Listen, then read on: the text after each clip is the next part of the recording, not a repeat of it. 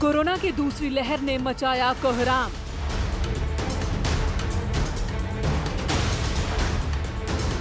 देश में कोरोना की तीसरी लहर की आशंका।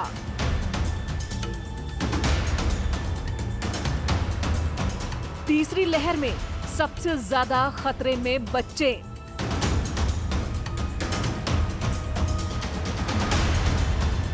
बच्चों की वैक्सीन के लिए कोवैक्सीन के ट्रायल को डीसीजीआई की मंजूरी। भारत बायोटेक करेगा 525 वॉलंटियर्स पर ट्रायल। बच्चों की वैक्सीन के लिए ट्रायल के फेज 2, फेज 3 को मंजूरी। एनटीए-जीआई ने की सिफारिश, कोरोना से ठीक होने के 6 महीने बाद लगे टीका।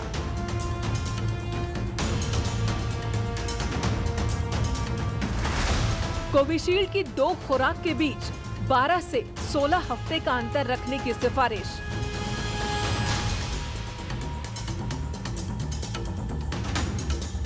यूपी में सरकार का दावा, टेस्टिंग में कोई कमी नहीं।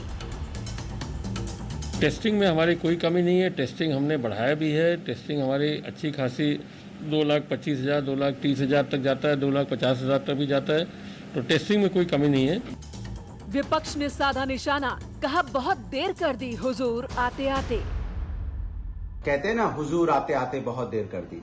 अब पछताए क्या होते जब चिड़िया चुन गई खेत। जो काम आपको साल भर पहले करना चाहिए था, जब यहाँ पे कोरोना आया था, आप हॉस्पिटल में ऑक्सीजन प्लांट लगा देते, हॉस्पिटल की व्यवस्थाएं कर देते, बेड की व्यवस्थाएं कर देते, वेंटिलेटर की व्यवस्थाएं कर देते, वो तो आपने की नहीं। विपक्ष के आरोपों को दरकिनार कर एक्शन में सीएम योगी आदित्यनाथ। सीएम ने कई जिलों का दौरा किया, ग्राउंड जीरो पर स्वास्थ्य व्यवस्थाओं का मुआयना किया।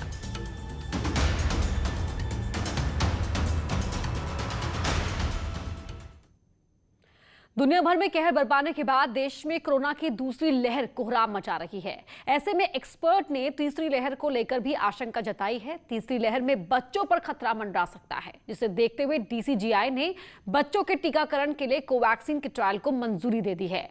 वहीं एनटीए-जीआई ने कोरोना से ठीक होने के 6 महीने बाद कोरोना का टीका लगाने की सिफारिश की है। साथ ही कोविशील्ड की 2 खुराक के बीच 12 से 16 हफ्ते का अंतर रखने की भी सिफारिश की गई है। यूपी में जहां विपक्ष सरकार पर देर से एक्शन लेने का आरोप लगाते हुए सवाल उठा रहा है, तो वहीं सीएम योगी कई जिलों का लगातार दौरा कर रहे हैं और स्वास्थ्य सुविधाओं को लेकर वहां के जमीनी हालात जान रहे हैं।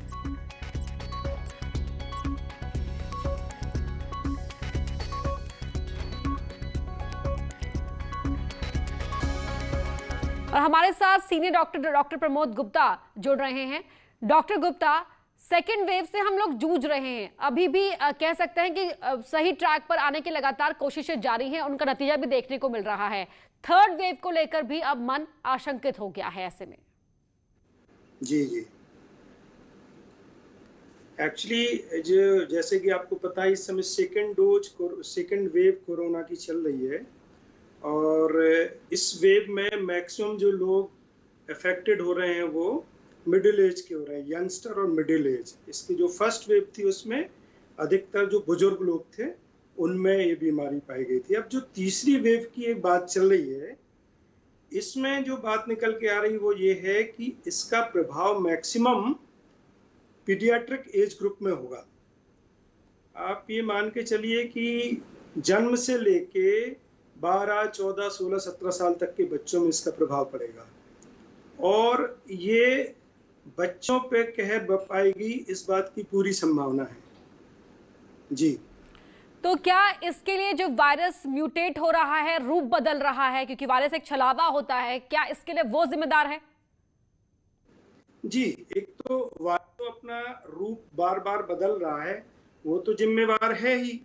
साथ में जो समाज है, वो जो कोरोना की जो गाइडलाइंस बनाई गई हैं उनको ना पालन करने की वजह से जो स्प्रेड है इस वायरस का वो बड़ी तेजी से हो रहा है जी। और जो म्यूटेंट वायरस है वो बड़ी तेजी से फैल रहा है और जो थर्ड स्टेज जिसकी हम बात कर रहे हैं, हो सकता है ये इससे भी ज्यादा तेजी से फैले। जी। डॉक्टर गुप्ता, एक और सवाल जो बहुत अहम हो जाता है आजकल के दौर की अगर बात हम करें, अगर जो पेरेंट्स हैं वो दोनों ही वैक्सीन लगवा चुके होते हैं, दोनों ही डोज लगा लेते हैं, तो क्या तब भी वो अपने बच्चे के लिए खतरा बन सकते हैं? क्योंकि पेरेंट्स में से कोई एक ना एक तो लगातार बाहर जाता ही रहता है, दूसरों के संपर्क में आता ही है। जी जी, एक्चुअली जैसा कि आप सुन भी रही होंगी कि जो लोग वैक्सीन ले चुके हैं उनमें भी ये इन्फेक्शन बार बार हो रहा है। तो अगर पेरेंट्स ने वैक्सीन ले ली है, इसका मतलब ये नहीं है कि उनके बच्चे सुरक्षित रहेंगे।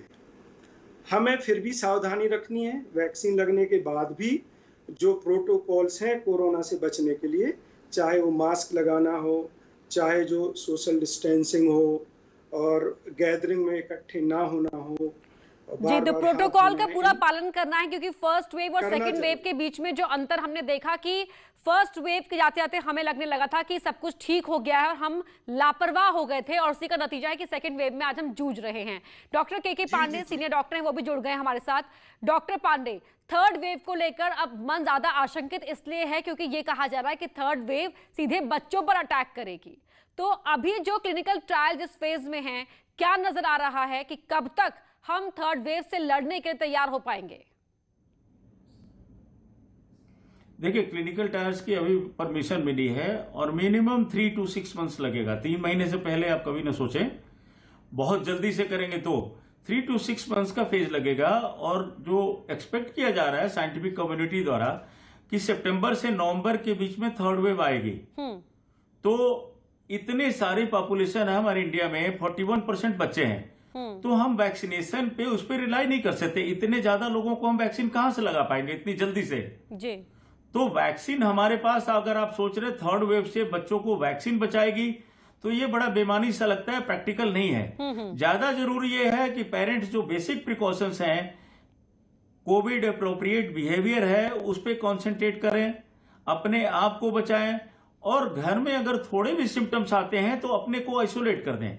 क्योंकि बच्चे देखिए अभी घर से नहीं जा रहे हैं, तो बच्चों को पेरेंट्स से ही होगा। तो एक आदमी, जैसा अभी आप बता भी रही थी कि कोई ना कोई तो घर से जाता है जी। अगर उसको माइल्ड सिम्टम्स भी होते हैं तो उसको अपने आप को आइसोलेट कर लेना चाहिए। क्योंकि देखिए ये वायरस इतना ज्यादा कंटेजियस है, इतना ज्यादा इन्फेक्शस है कि पहले 3-4 दिनों में ही लोगों को इन्फेक्ट, पूरे परिवार को इन्फेक्ट कर देता है जी। तो इसमें अपने आप को आइसोलेट करना ये बड़ा जरूरी है। क्योंकि टेस्ट तो देखिए कोई 5 से 7 दिन कराएगा, उसके पहले ही अपने घर को इन्फेक्ट कर देगा। तो ये बड़ा जरूरी है। दूसरी चीज, वैक्सीन अगर आ भी जाती है तो रातों रात तो सबको नहीं लग जाएगी। हाँ। एक दिन में है करीब 30-40 लाख वैक्सीन हम लगा सकते हैं जी। तो वो प्रैक्टिकल स्टेप नहीं है आदमी के पास, हमारे आपके पास, और इतने बड़े देश में जहां इतनी बड़ी आबादी है। देखिए 180 करोड़ हमें डोजेज चाहिए, जिसमें अभी हम 17.5 करोड़ दे पाए हैं। हाँ। अगर हम इम्पोर्ट भी कर लेते 30-40 करोड़ तो भी इतनी ज्यादा है। और अभी तो हमारे पास सिर्फ 7 करोड़ की प्रोडक्शन है, जुलाई से बढ़ जाएगी जो कि जी। तो हमारे पास प्रिकॉशंस जो लेना है वही सबसे बड़ा हथियार हमारा बनना चाहिए और पब्लिक को ये समझना चाहिए जी। बिल्कुल। इसके अलावा जो अगर हम अब्रॉड की बात करें, जहां 12 से 18 साल की उम्र के बच्चों को वैक्सीन देना शुरू भी कर दिया गया है, चाहे बात हम कनाडा की करें या ओवरऑल सिनेरियो की बात करें डॉक्टर, तो क्या लग रहा है कि किस तरह की प्लानिंग एडमिनिस्ट्रेशन लेवल पर होनी चाहिए हमारे देश में थर्ड वेव को देखते हुए, बच्चों के भविष्य को देखते हुए? देखिए, प्लानिंग में जो मैं अमेरिका के फिगर्स आपको बता रहा हूं कि दिसंबर तक वहां बहुत कम केसेज इन्फेक्टेड होते थे। 2% से कम थे यूरोपियन कंट्रीज में भी केसेज, जो कोविड टोटल के कोविड केसेस के 2% से कम केसेज, 2% से ज्यादा कहीं एक्सीड नहीं किया है। इस बार 12-13% हो चुका है। हम लोग भी रोज ही पेशेंट देख रहे हैं, और हालांकि अभी ये सीरियस नहीं है, लेकिन जो अमेरिकन में आपको बताने जा रहा हूं कि एक बच्चों में बीमारी होती, बीमार होने, कोविड होने के 2 से 4 हफ्ते बाद, जिसको बोला जाता है MIS-C, multi system inflammatory syndrome in children. इसमें क्या होता है, शरीर के सारे अंगों में इन्फेक्शन फैल जाता है और बच्चे को बचाना मुश्किल हो जाता है। तो मैं अमेरिका के फिगर्स आपको बताना चाहूंगा कि वहां जो बच्चे इस बीमारी से ग्रसित हुए, उनमें 60% बच्चों को आईसीयू की जरूरत पड़ी। अब आप सोचिए कि इतने बड़े देश में अगर हम बच्चों को नहीं बचा पाए और बच्चे ज्यादा बीमार हुए और 60% बच्चों को आईसीयू की अगर जरूरत पड़ गई MIS-C वालों को, तो हम कहां से लाएंगे? बिल्कुल। तो वो हमारे जैसे इतने बड़े देश के लिए लिमिटेड रिसोर्सेज के साथ प्रैक्टिकल नहीं है। हमारे आपके लिए एक ही चारा है कि हम अपना बचाव करें, परिवार के लेवल पे, समाज के लेवल पे, देश के लेवल पे जी। बिल्कुल।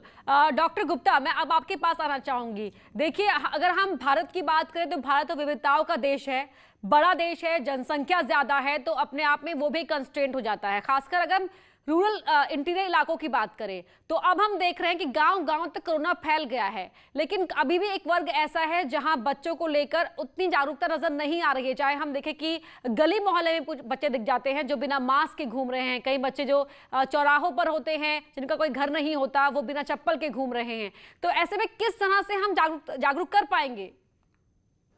देखिए, जागरूकता तो जो पेरेंट्स हैं उनके बीच में लानी है हमें जी। कुछ बच्चे ऐसे होते हैं जो समझ सकते हैं कि मास्क पहनना जरूरी है, कैसे पहनना है, क्या करना है, लेकिन जो अधिकतर बच्चे हैं उनको मास्क से प्रोटेक्ट करने की जिम्मेवारी हम पेरेंट्स की है। अब मैं ये देख रहा हूँ कि इन पहली और दूसरी वेव में भी जो गांव में, कस्बों में जो पेरेंट्स हैं वो खुद ही मास्क नहीं लगा रहे हैं। बिल्कुल। तो बच्चों को शायद ही वो लोग मास्क लगवा पाए, लेकिन सरकार के लेवल पर, मीडिया के लेवल पर और हम डॉक्टर्स या जो समाज में स्वास्थ्य कर्मचारी हैं उनके लेवल से हमें ये जागरूकता फैलानी है, खासतौर से गांव में उनके पेरेंट्स में जो बच्चे हैं, कि जिस तरह से मास्क सिर्फ मास्क ही है जो बच्चों को इस बीमारी से बचा सकता है। जैसे डॉक्टर पांडे ने बताया, अगर ये बीमारी सीरियस स्थिति में पहुंचती है तो बच्चों को बचाना भारत जैसे देश में बड़ा मुश्किल हो जाएगा, इतनी लिमिटेड फैसिलिटीज के साथ। जी। तो मेरा जो एक मैसेज आपके चैनल के जरिए देने का है वो ये है कि जो पेरेंट्स हैं उन्हें ये समझना है कि अगर उनके बच्चों को इस बीमारी से सुरक्षित रखना है तो उन्हें मास्क पहनाने की ट्रेनिंग अभी से देना चाहिए और उनको मास्क पहनाना शुरू कर देना चाहिए। जी बिल्कुल, क्योंकि जो पेरेंट्स करते हैं, कहा भी जाता है ये पेरेंटिंग लैंग्वेज में कि अगर आप चाहते हैं कि बच्चा अच्छे से बिहेव करे तो बहुत जरूरी होता है कि बीइंग अ पेरेंट आप अच्छे से बिहेव करें। डॉक्टर रैना भी हमारे साथ जुड़ गए हैं, सीनियर फिजिशियन हैं। डॉक्टर रैना, मैं आपका रुख करना चाहूंगी। डॉक्टर विनोद रैना, हम अगर बच्चों की यहाँ बात कर रहे हैं तो इस वायरस को लेकर शुरुआत से ये जो बात कही जा रही थी कि आपको अपनी इम्यूनिटी को तैयार रखना है, आपको अपनी इम्यूनिटी को स्ट्रॉन्ग करने पर जोर देना है।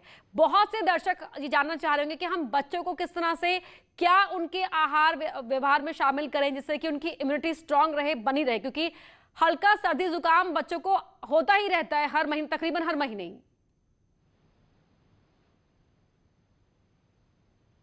देखिए, इस वक्त आपको बच्चों की इम्यूनिटी को बढ़ाना पड़ेगा। उसके लिए सबसे इंपॉर्टेंट है आपको जिंक बहुत जरूरी देना है बच्चों को, विटामिन सी देना है।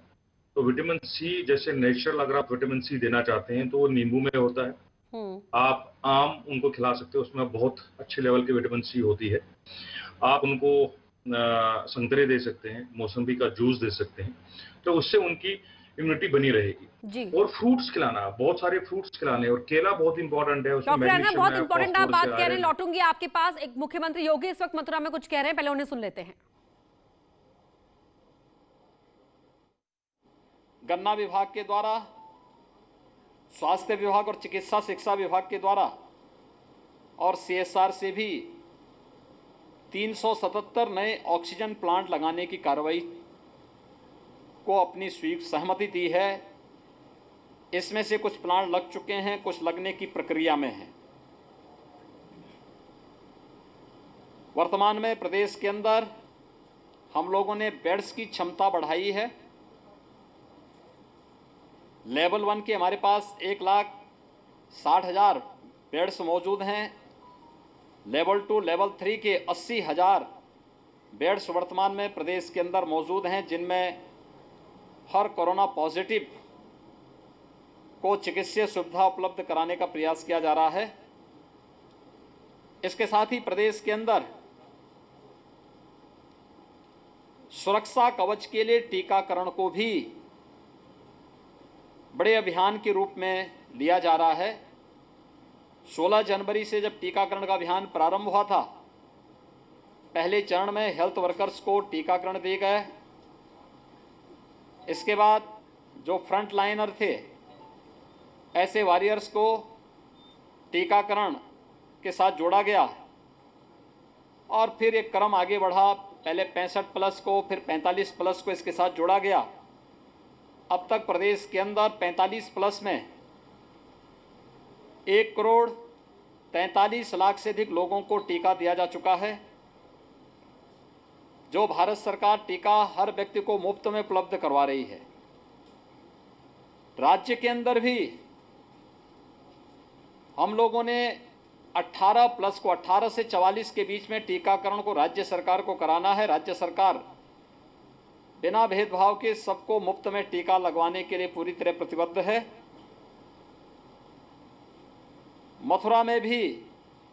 मथुरा वृंदावन में भी टीकाकरण का 18+ का कार्यक्रम प्रारंभ हो चुका है।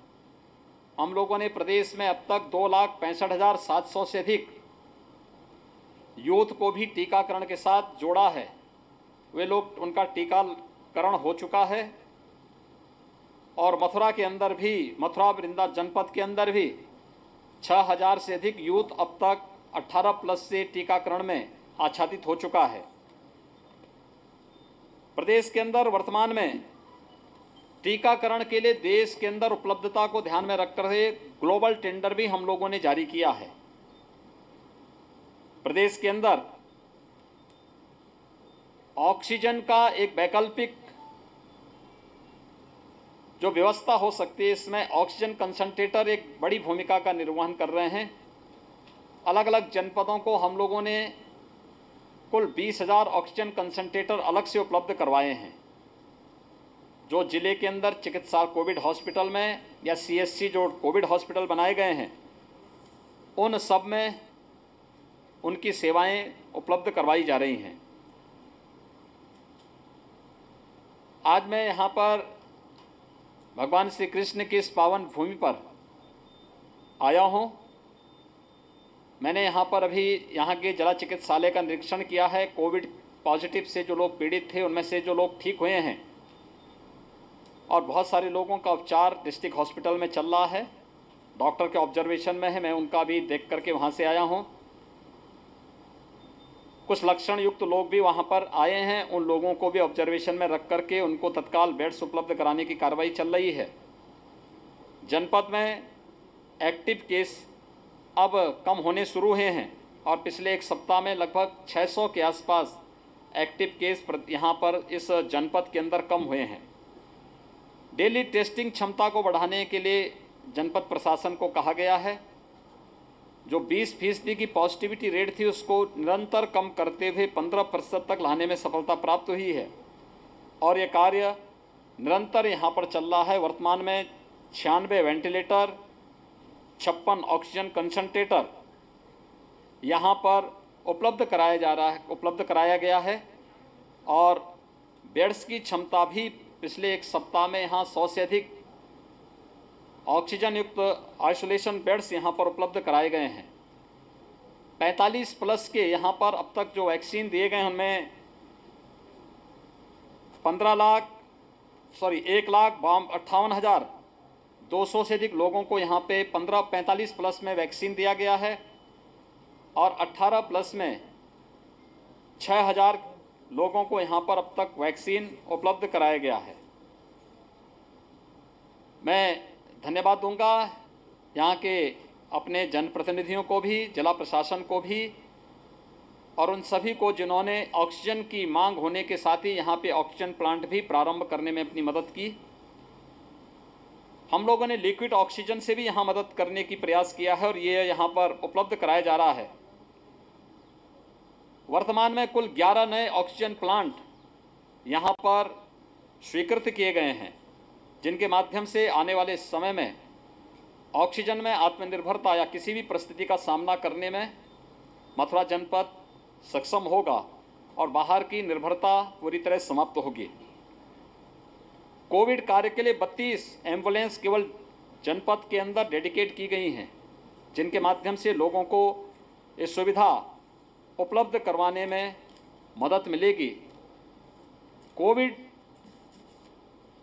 यह एक महामारी है और महामारी को एक सामान्य फ्लू मानने की भूल हमें नहीं करनी चाहिए।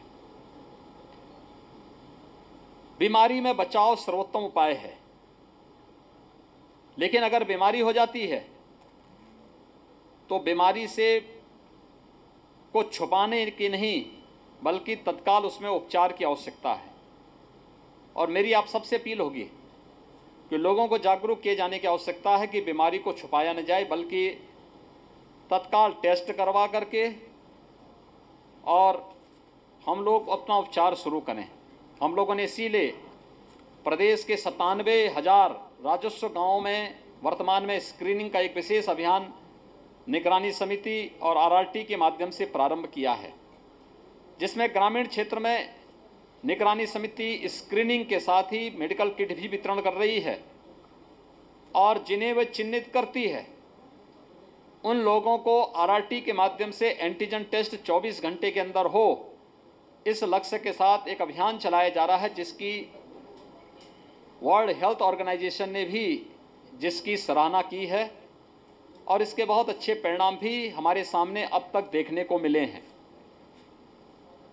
मेरी आप सबसे अपील है कि हम सब लोगों से अपील करें, इस महामारी के खिलाफ हमें सामूहिक रूप से लड़ना पड़ेगा और ये सामूहिकता हमारे हर स्तर पर दिखनी चाहिए।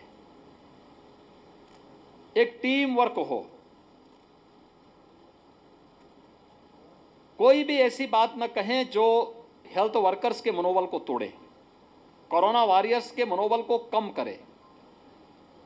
जो लोग इसकी चपेट में आ चुके हैं उन्हें हतोत्साहित करे। इस प्रकार की कोई भी हरकत, कोई भी बयानबाजी और कोई भी टिप्पणी नहीं होनी चाहिए। अपने निहित स्वार्थ के लिए और चर्चा में बने रहने के लिए जिम्मेदार पदों पर बैठे हुए लोग जब इस प्रकार की हरकतें करते हैं, ये पूरे अभियान को कमजोर करने की एक शरारतपूर्ण चेष्टा होती है और इसको हर हाल में रोकने की आवश्यकता है। दूसरा, सभी लोगों को जागरूक किए जाने की आवश्यकता है। जागरूकता इस बात को लेकर कि हाई रिस्क कैटेगरी से जुड़े हुए जो लोग हैं, 60 साल से ऊपर के लोग, 10 साल से छोटी उम्र के बच्चे, गर्भवती महिलाएं, एक या अधिक बीमारी से ग्रसित कोई भी व्यक्ति और कम इम्यूनिटी से जुड़े हुए लोग, कमजोर इम्यूनिटी से जुड़े हुए लोग घर के बाहर न निकलें। शेष लोगों को घर के बाहर अगर आवश्यक हो तो ही निकलें, लेकिन कोविड प्रोटोकॉल का पालन करें। मास्क पहने, 2 गज की दूरी का पालन करें। किसी चीज़ को छूते हैं तो सैनिटाइजर से हाथ साफ कर लें या पानी साबुन के साथ हाथ की सफाई करें। शासन के द्वारा जो व्यवस्था बनाई गई है, मास्क पूरा पहने। मैं देख रहा था बहुत सारे लोग मास्क पहने हैं लेकिन उसको नाक के नीचे रखे हुए हैं। ये मास्क न पहनने के बराबर ही है। मास्क पूरा नाक और मुंह ढका हो, इसके लिए एक अवेयरनेस के विशेष प्रोग्राम कार्यक्रम और अभियान चलाने की आवश्यकता है। केंद्र और राज्य सरकार अपने स्तर पर चला रही है। हमने हजारों स्थानों पर पब्लिक एड्रेस सिस्टम इसी दिशा से लगाए गए हैं, लेकिन अगर मीडिया का इसमें और संबल मिल जाता है तो इसको और सफलतापूर्वक आगे बढ़ाने में मदद मिलेगी। मैं एक बार फिर से आप सबका जो सकारात्मक सहयोग स्थानीय प्रशासन को, राज्य सरकार को प्राप्त हो रहा है, केंद्र सरकार को प्राप्त हो रहा है, इसके लिए आप सबको हृदय से धन्यवाद देता हूं। राधे राधे। तो मथुरा से सुन रहे थे आप मुख्यमंत्री योगी को यहां पर इस बात को लेकर लोगों से अपील करते हुए कि हमें सभी को कोविड प्रोटोकॉल का पूरा पालन करना है और साथ ही अपने आसपास लोगों से भी अपील करनी है कि इस वक्त बचाव ही जरूरी है और वही एकमात्र उपाय है।